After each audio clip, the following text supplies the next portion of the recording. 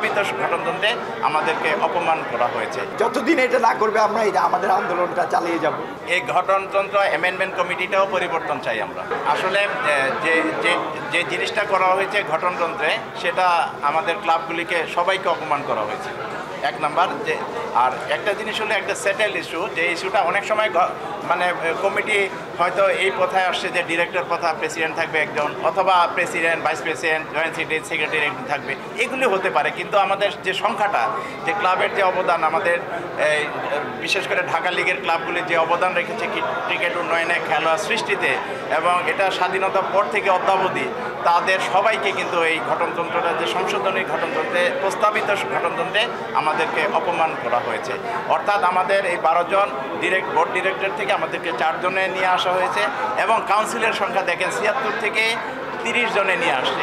এটা মানার যোগ্য না, এবং এটা যদি তারা আগামী 3 দিনের ভিতরে একটি সদুত্তর না দেয়, তাহলে আমাদের সমস্ত ক্লাবগুলি কিন্তু খেলা থেকে বিরত থাকবে যতদিন পর্যন্ত এটা সংশোধন না করা হয়। আর দুটো প্রশ্ন, সেটাকে উনি বললেন যে ফাইন, মানে দীপন ভাই বললেন যে ফাইন, নাজমুল আহমেদ ফাইন ক্রিকেটের সাথে থাকতে পারবে না, এই ব্যাপারটা কি?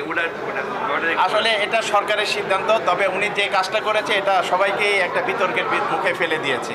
এটা আমাদের সংগঠকরা ক্ষোভের মুখে বলতেই পারে, কারণ ওই যে সিদ্ধান্তগুলি নিয়েছে, এটা ওনার থাকার, মানে ক্লাবগুলি যদি না চায়, ঢাকার ক্লাবগুলি না চাইলে এখানে তো ভোট চালানোর ক্ষমতা কারণ নাই আসলে।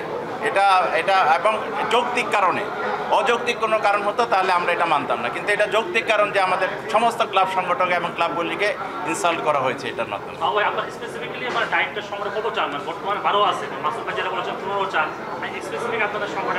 আমি বলছি গঠনতন্ত্র অ্যামেন্ডমেন্ট যদি করতে হয়, সেখানে বিভিন্ন জেলা থেকে যে সমস্ত ডিরেক্টররা আছেন তাদের জেলাতে খেলা হয় নাকি, এবং যে সমস্ত কাউন্সিলররা আছেন তাদের কাউন্সিলর যে সমস্ত জেলা আছে তাদের ওখানে খেলা হয় নাকি, সেটা দেখে সিদ্ধান্ত নিলে আমরা অটোমেটিক এই ঢাকার ক্লাবের প্রতিনিধি বোর্ডে বাড়ানোর প্রস্তাবটা আসতে পারে, এবং সেটার ক্ষেত্রে আমরা 15 জন দাবি করছি।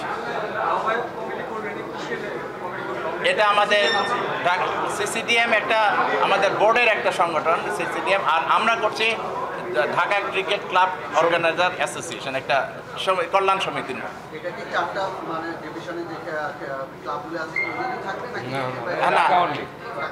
ঢাকা অনলি, এই মুহূর্তে ঢাকা অনলি। এটা আমরা বৃদ্ধি পরিধি আমরা বাড়াবো নাকি, এটা পরবর্তীতে সিদ্ধান্ত নেব।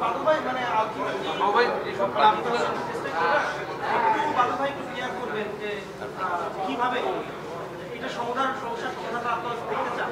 মানে আলটিমেটামটা কি বজায় থাকছে? শনিবারের মধ্যে যদি আমরা আপনাদের কথা বলা, এটা অ্যামেন্ডেড না হয়, তাহলে আপনারা কোনোরকম ক্রিকেট টুর্নামেন্ট চালাচ্ছেন না? দেখুন, এখানে আমরা 3 দিন টাইম দিলাম, এবং এই টাইমের মধ্যে যদি তারা এখনও কিন্তু এটা পাস হয়নি, এটা পাশের একটা প্রক্রিয়া আছে। এই প্রক্রিয়াটা যদি স্টপ হয়ে যায়, তাহলে আমরা ধরে নিলাম আমরা 12 জনে আছি। কারণ এই প্রক্রিয়াটা যদি স্টপ করে দেয়, আমাদের আন্দোলন উগ্র হয়ে যাবে। আমরা যতদিন এটা না করবে আমরা আমাদের আন্দোলনটা চালিয়ে যাব।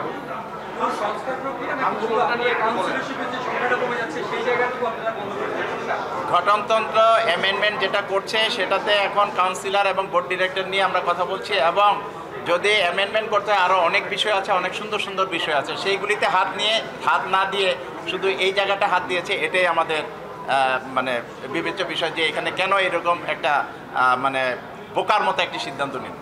যেহেতু বোর্ডের সঙ্গে আপনি আছেন, একটা বড় জায়গাতে আপনি আছেন, 19 তারিখ থেকে আপনার লিগ শুরু হওয়ার কথা, কিন্তু এখন অবস্থার দৃষ্টিতে কি আপনি আশাবাদী হতে পারেন ক্লাব অর্গানাইজার হিসেবে যে টুর্নামেন্টের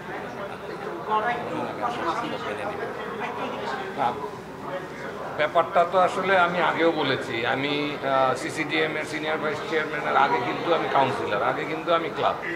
তো ওই দিক থেকে এখানে বাবু ভাই এই যে আমাদের এই ফোরাম থেকে যেই কথা বলা হয়েছে, আমরা আশা করি 19 তারিখের আগেই এই সমস্ত হয়তো মিটে যাবে।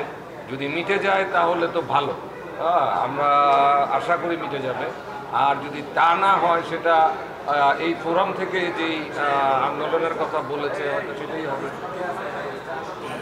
ক্লিয়ার।